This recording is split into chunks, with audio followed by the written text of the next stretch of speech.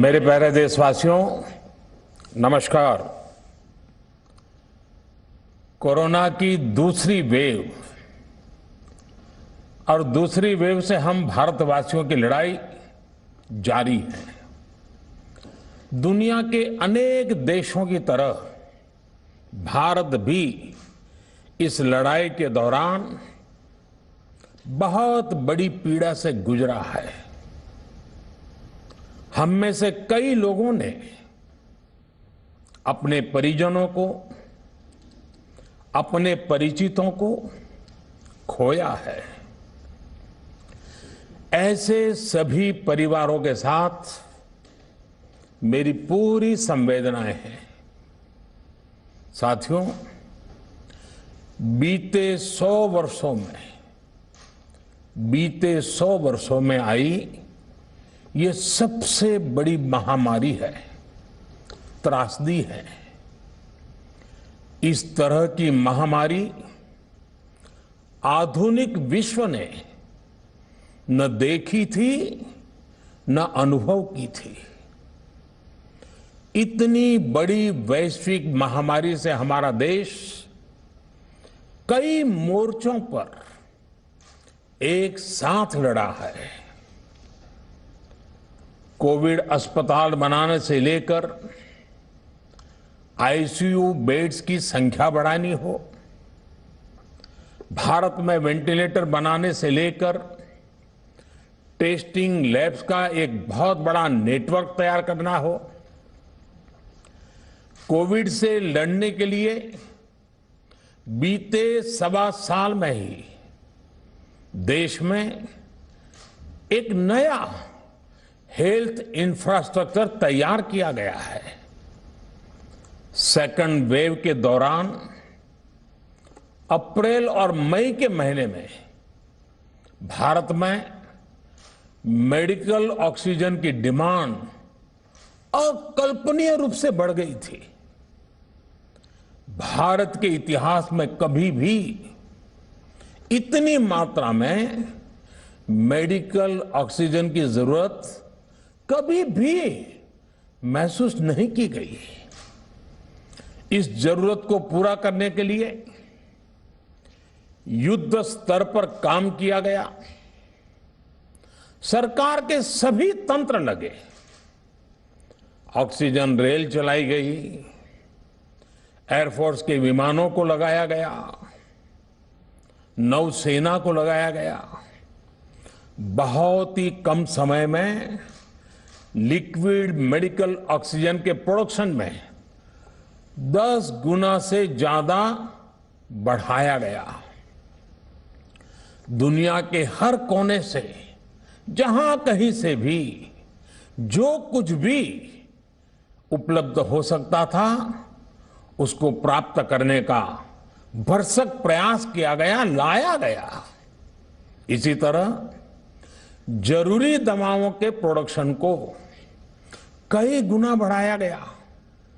विदेशों में जहां भी दवाइयां उपलब्ध हो वहां से उन्हें लाने में कोई कोर कसर बाकी नहीं छोड़ी गई।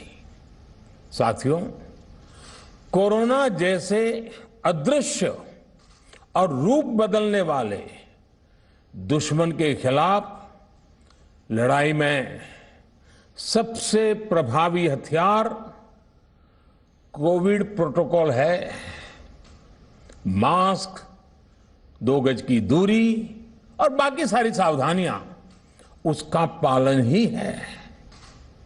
इस लड़ाई में वैक्सीन हमारे लिए सुरक्षा कवच की तरह है।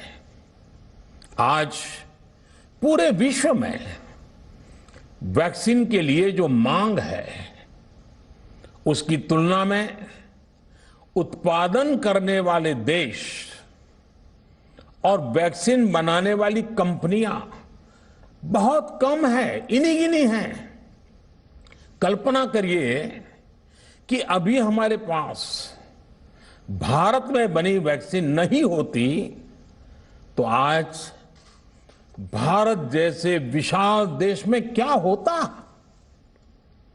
आप पिछले 50-60 साल का इतिहास देखेंगे तो पता चलेगा कि भारत को विदेशों से वैक्सीन प्राप्त करने में दशकों लग जाते थे।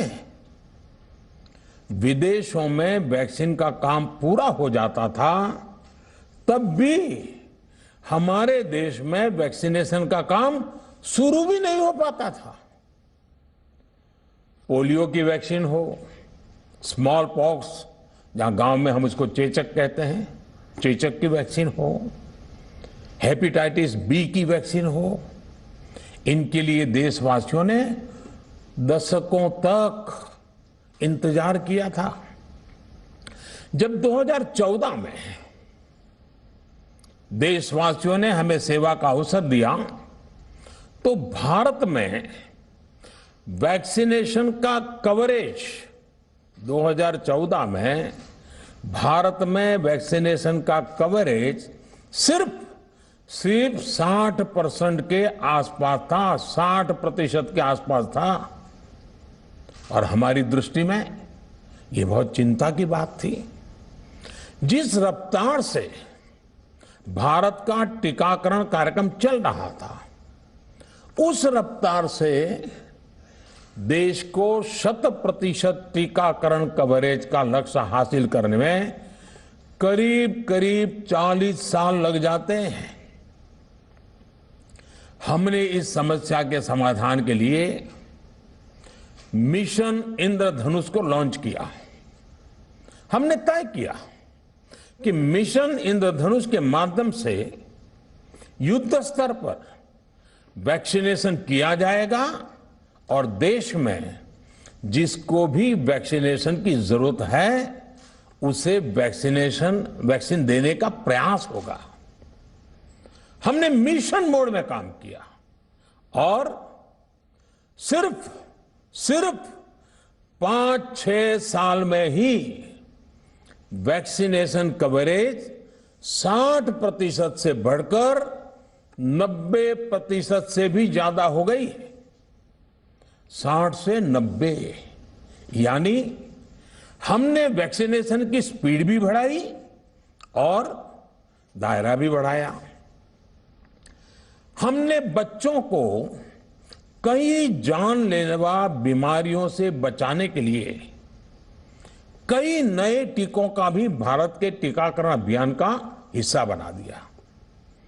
हमने इसलिए किया क्योंकि हमें हमारे देश के बच्चों की चिंता थी, गरीब की चिंता थी, गरीब के उन बच्चों की चिंता थी जिन्हें कभी टीका लग ही नहीं पाता था।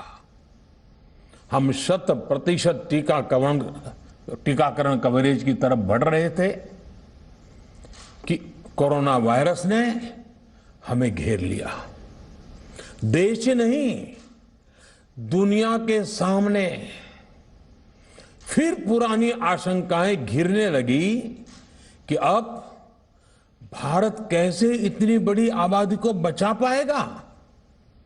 लेकिन साथियों, जब नीयत साफ होती है, नीति स्पष्ट होती है, निरंतर परिश्रम होता है, तो नतीजे भी मिलते हैं। हर आशंका को दरकिनार करके भारत ने 1 साल के भीतर ही एक नहीं बल्कि 2 made in India vaccine launch कर दी। हमारे देश ने, देश के वैज्ञानिकों ने ये दिखा दिया कि भारत बड़े बड़े देशों से पीछे नहीं है। आज जब मैं आपसे बात कर रहा हूं तो देश में 23 करोड़ से ज्यादा वैक्सीन की डोज दी जा चुकी है। 23 करोड़। साथियों, हमारे यहां कहा जाता है विश्वासेन सिद्धिः, विश्वासेन सिद्धिः, अर्थात हमारे प्रयासों में हमें सफलता तब मिलती है जब हमें स्वयं पर विश्वास होता है। हमें पूरा विश्वास था कि हमारे वैज्ञानिक बहुत ही कम समय में वैक्सीन बनाने में सफलता हासिल कर लेंगे। इसी विश्वास के चलते जब हमारे वैज्ञानिक अपना रिसर्च वर्क कर ही रहे थे, तभी हमने लॉजिस्टिक्स और दूसरी तैयारियां शुरू कर दी थी। आप सब भली भांति जानते हैं कि पिछले साल यानी 1 साल पहले, पिछले साल अप्रैल में जब कोरोना के कुछ ही हजार केस थे, उसी समय वैक्सीन टास्क फोर्स का गठन कर दिया गया था। भारत के लिए वैक्सीन बनाने वाली कंपनियों को सरकार ने हर तरह से सपोर्ट किया। वैक्सीन निर्माताओं को क्लिनिकल ट्रायल में मदद की गई, रिसर्च और डेवलपमेंट के लिए जरूरी फंड दिया गया। हर स्तर पर सरकार उनके साथ कंधे से कंधा मिलाकर चली। आत्मनिर्भर भारत पैकेज के तहत मिशन कोविड सुरक्षा के माध्यम से भी उन्हें हजारों करोड़ रुपए उपलब्ध कराए गए। पिछले काफी समय से देश लगातार जो प्रयास और परिश्रम कर रहा है, उससे आने वाले दिनों में वैक्सीन की सप्लाई और भी ज्यादा बढ़ने वाली है। आज देश में 7 कंपनियां विभिन्न प्रकार की वैक्सीन का प्रोडक्शन कर रही है। 3 और वैक्सीन का ट्रायल भी एडवांस स्टेज पर चल रहा है।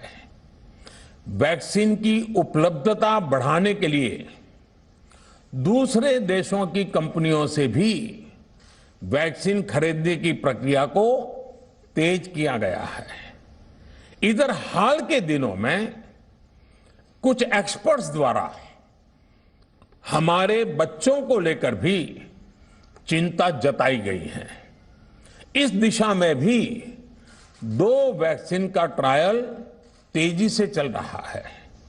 इसके अलावा अभी देश में एक नेजल वैक्सीन पर भी रिसर्च जारी है। इसे सिरिंज से न देकर नाक में स्प्रे किया जाएगा। देश को अगर निकट भविष्य में इस वैक्सीन पर सफलता मिलती है, तो इससे भारत के वैक्सीन अभियान में और ज्यादा तेजी आएगी।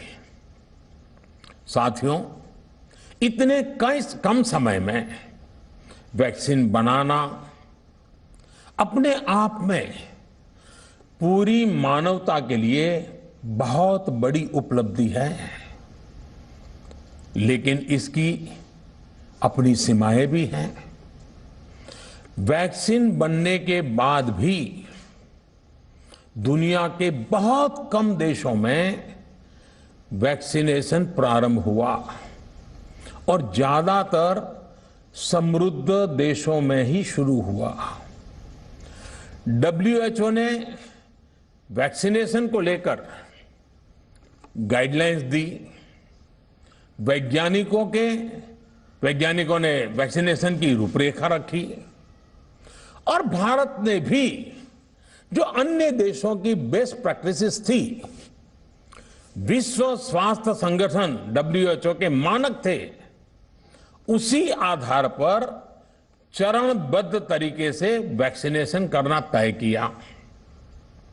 केंद्र सरकार ने मुख्यमंत्रियों के साथ हुई अनेकों बैठकों से जो सुझाव मिले, संसद के विभिन्न दलों के साथियों द्वारा जो सुझाव मिले, उसका भी पूरा ध्यान रखा। इसके बाद ही ये तय हुआ कि जिन्हें कोरोना से ज्यादा खतरा है, उन्हें प्राथमिकता दी जाएगी। इसलिए ही हेल्थ वर्कर्स, फ्रंटलाइन वर्कर्स, 60 वर्ष की आयु से ज्यादा के नागरिक, बीमारियों से ग्रसित 45 वर्ष से ज्यादा आयु के नागरिक, इन सभी को वैक्सीन पहले लगनी शुरू हुई है। आप कल्पना कर सकते हैं कि अगर कोरोना की दूसरी वेव से पहले हमारे फ्रंटलाइन वर्कर्स को वैक्सीन नहीं लगी होती तो क्या होता। सोचिए, हमारे डॉक्टर्स, नर्सिंग स्टाफ को वैक्सीन ना लगी तो क्या होता। अस्पतालों में सफाई करने वाले हमारे भाई बहनों को, एम्बुलेंस के हमारे ड्राइवर्स भाई बहनों को वैक्सीन ना लगी होती तो क्या होता। ज्यादा से ज्यादा हेल्थ वर्कर्स को वैक्सीनेशन होने की वजह से ही वो निश्चिंत होकर दूसरों की सेवा में लग पाए, लाखों देशवासियों का जीवन बचा पाए। लेकिन देश में कम होते कोरोना के मामलों के बीच केंद्र सरकार के सामने अलग अलग सुझाव भी आने लगे, भिन्न भिन्न मांगे होने लगी। पूछा जाने लगा, सब कुछ भारत सरकार ही क्यों तय कर रही है, राज्य सरकारों को छूट क्यों नहीं दी जा रही है, राज्य सरकारों को लॉकडाउन की छूट क्यों नहीं मिल रही है। One size does not fit all जैसी बातें भी कही गई। दलील ये दी गई कि संविधान में चूंकि हेल्थ, आरोग्य प्रमुख रूप से राज्य का विषय है, इसलिए अच्छा है कि सब राज्य ही करें। इसलिए इस दिशा में एक शुरुआत की गई। भारत सरकार ने एक बृहद गाइडलाइन बनाकर राज्यों को दी ताकि राज्य अपनी आवश्यकता और सुविधा के अनुसार काम कर सके। स्थानीय स्तर पर कोरोना कर्फ्यू लगाना हो, माइक्रो कंटेनमेंट जोन बनाना हो, इलाज से जुड़ी व्यवस्थाएं हो, भारत सरकार ने राज्यों की इन मांगों को स्वीकार किया। साथियों, इस साल 16 जनवरी से शुरू होकर अप्रैल महीने के अंत तक भारत का वैक्सीनेशन कार्यक्रम मुख्यतः केंद्र सरकार की देखरेख में ही चला। सभी को मुफ्त वैक्सीन लगाने के मार्ग पर देश आगे बढ़ रहा था। देश के नागरिक भी अनुशासन का पालन करते हुए अपनी बारी आने पर वैक्सीन लगवा रहे थे। इस बीच कई राज्य सरकारों ने फिर कहा कि वैक्सीन का काम डिसेंट्रलाइज किया जाए और राज्यों पर छोड़ दिया जाए। तरह तरह के स्वर उठे, जैसे कि वैक्सीनेशन के लिए एज ग्रुप क्यों बनाए गए। दूसरी तरफ किसी ने कहा कि उम्र की सीमा आखिर केंद्र सरकार ही क्यों तय करे। कुछ आवाजें तो ऐसी भी उठी कि बुजुर्गों का वैक्सीनेशन पहले क्यों हो रहा है। भांति भांति के दबाव भी बनाए गए। देश के मीडिया के एक वर्ग ने इसे कैंपेन के रूप में भी चलाया। साथियों, काफी चिंतन मनन के बाद इस बात पर सहमति बनी कि राज्य सरकारें अपनी तरफ से भी प्रयास करना चाहती हैं, तो भारत सरकार को क्यों इतराज हो और भारत सरकार इतराज क्यों करे। राज्यों की इस मांग को देखते हुए, उनके आग्रह को ध्यान में रखते हुए 16 जनवरी से जो व्यवस्था चली आ रही थी, उसमें प्रयोग के तौर पर एक बदलाव किया गया। हमने सोचा कि राज्य ये मांग कर रहे हैं, उनका उत्साह है, तो चलो भाई 25% का काम उन्हीं को सुपुर्द कर दिया जाए, उन्हीं को दे दिया जाए। स्वाभाविक है 1 मई से राज्यों को 25% काम उनके हवाले कर दिया गया। उसे पूरा करने के लिए उन्होंने अपने अपने तरीके से प्रयास भी किए। इतने बड़े काम में किस तरह की कठिनाइयां आती हैं, ये भी उनके ध्यान में आने लगा। उनको पता चला पूरी दुनिया में वैक्सीन की क्या स्थिति है, इसकी सच्चाई से भी राज्य परिचित हुए। और हमने देखा, एक तरफ मई में सेकेंड वेव, दूसरी तरफ वैक्सीन के लिए लोगों का बढ़ता रुझान, और तीसरी तरफ राज्य सरकारों की कठिनाइयां। मई में 2 सप्ताह बीतते बीतते कुछ राज्य खुले मन से ये कहने लगे कि पहले वाली व्यवस्था ही अच्छी थी। धीरे धीरे इसमें कई राज्य सरकारें जुड़ती चली गई। वैक्सीन का काम राज्यों पर छोड़ा जाए। जो इसकी वकालत कर रहे थे उनके विचार भी बदलने लगे। एक अच्छी बात रही कि समय रहते राज्य पुनर्विचार की मांग के साथ फिर आगे आए। राज्यों की इस मांग पर हमने भी सोचा कि देशवासियों को तकलीफ ना हो, सुचारू रूप से उनका वैक्सीनेशन हो। इसके लिए 1 मई के पहले वाली, यानी 1 मई के पहले 16 जनवरी से अप्रैल अंत तक जो व्यवस्था थी, पहले वाली पुरानी व्यवस्था को फिर से लागू किया जाए। साथियों, आज ये निर्णय लिया गया है कि राज्यों के पास वैक्सीनेशन से जुड़ा जो 25% काम था, उसकी जिम्मेदारी भी भारत सरकार उठाएगी। ये व्यवस्था आने वाले 2 सप्ताह में लागू की जाएगी। इन 2 सप्ताह में केंद्र और राज्य सरकारें मिलकर नई गाइडलाइंस के अनुसार आवश्यक तैयारी कर लेंगी। संयोग है कि 2 सप्ताह बाद 21 जून को ही अंतर्राष्ट्रीय योग दिवस भी है। 21 जून सोमवार से देश के हर राज्य में 18 वर्ष से ऊपर की उम्र के सभी नागरिकों के लिए भारत सरकार राज्यों को मुफ्त वैक्सीन मुहैया कराएगी। वैक्सीन निर्माताओं से कुल वैक्सीन उत्पादन का 75% हिस्सा भारत सरकार खुद ही खरीदकर राज्य सरकारों को मुफ्त देगी। यानी देश की किसी भी राज्य सरकार को वैक्सीन पर कुछ भी खर्च नहीं करना होगा। अब तक देश के करोड़ों लोगों को मुफ्त वैक्सीन मिली है।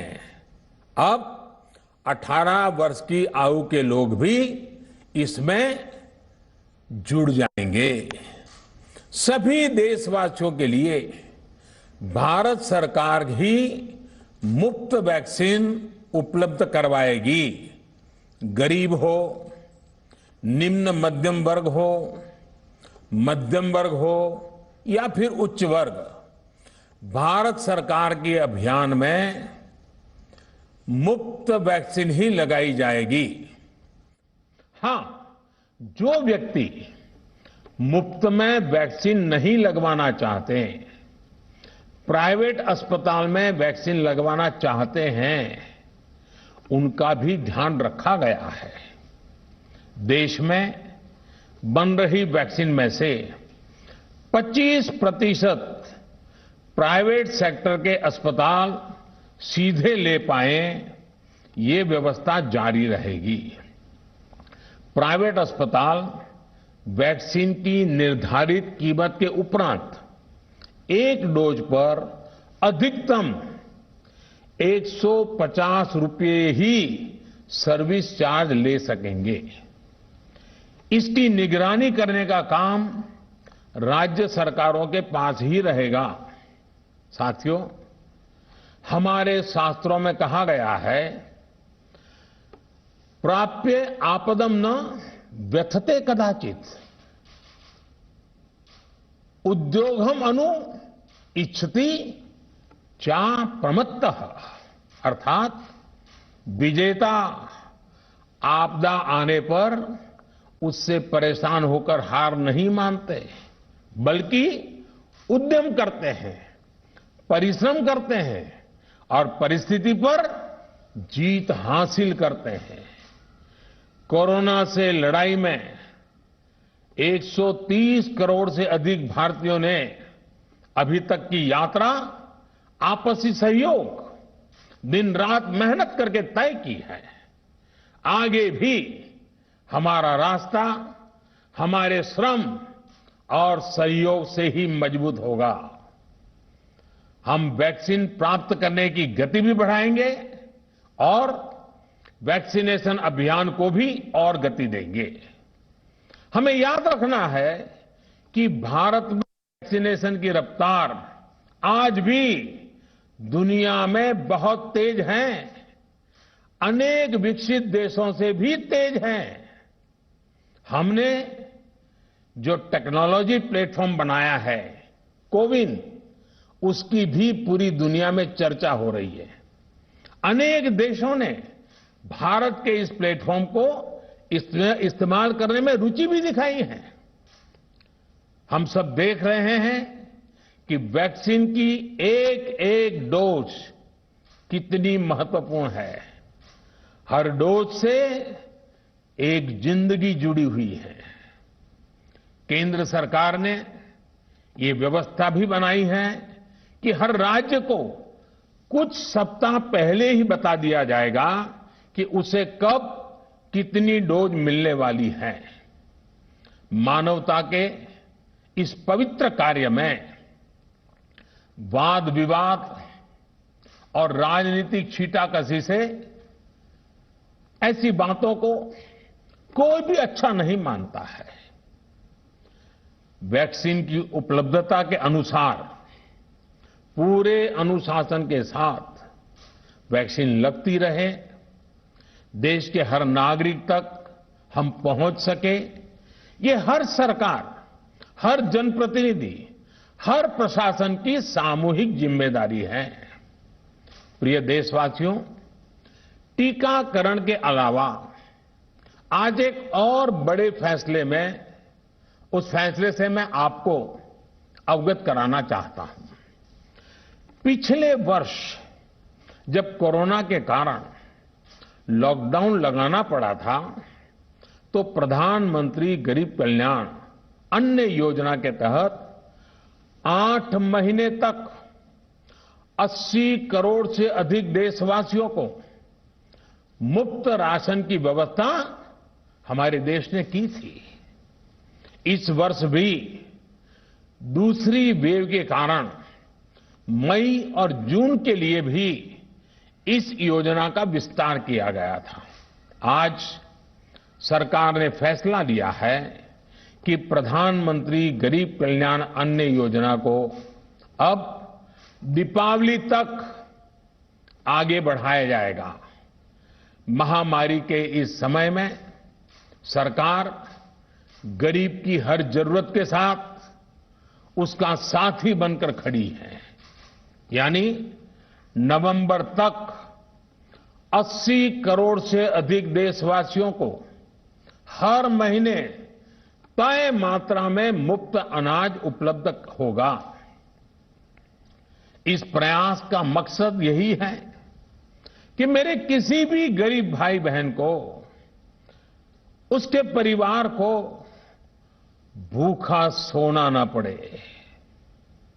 साथियों, देश में हो रहे इन प्रयासों के बीच कई क्षेत्रों से वैक्सीन को लेकर भ्रम और अफवाहों की जानकारी चिंता बढ़ाती है। ये चिंता भी मैं आपके सामने व्यक्त करना चाहता हूं। जब से भारत में वैक्सीन पर काम शुरू हुआ, तभी से कुछ लोगों द्वारा ऐसी बातें कही गई जिससे आम लोगों के मन में शंका पैदा हो। कोशिश ये भी हुई कि भारत के वैक्सीन निर्माताओं का हौसला पस्त पड़ जाए और उनके सामने अनेक प्रकार की बाधाएं आए। जब भारत की वैक्सीन आई तो अनेक माध्यमों से शंका आशंका को और बढ़ाया गया। वैक्सीन न लगवाने के लिए भांति भांति के तर्क प्रचारित किए गए। इन्हें भी देश देख रहा है। जो लोग वैक्सीन को लेकर आशंका पैदा कर रहे हैं, अफवाहें फैला रहे हैं, वो भोले भाले भाई बहनों के जीवन के साथ बहुत बड़ा खिलवाड़ कर रहे हैं। ऐसी अफवाहों से सतर्क रहने की जरूरत है। मैं भी आप सबसे, समाज के प्रबुद्ध लोगों से, युवाओं से अनुरोध करता हूं कि आप भी वैक्सीन को लेकर जागरूकता बढ़ाने में सहयोग करें। अभी कई जगहों पर कोरोना कर्फ्यू में ढील दी जा रही है, लेकिन इसका मतलब ये नहीं कि हमारे बीच से कोरोना चला गया है। हमें सावधान भी रहना है और कोरोना से बचाव के नियमों का भी सख्ती से पालन करते रहना है। मुझे पूरा विश्वास है हम सब कोरोना से इस जंग में जीतेंगे। भारत कोरोना से जीतेगा। इन्हीं शुभकामनाओं के साथ आप सभी देशवासियों का बहुत बहुत धन्यवाद।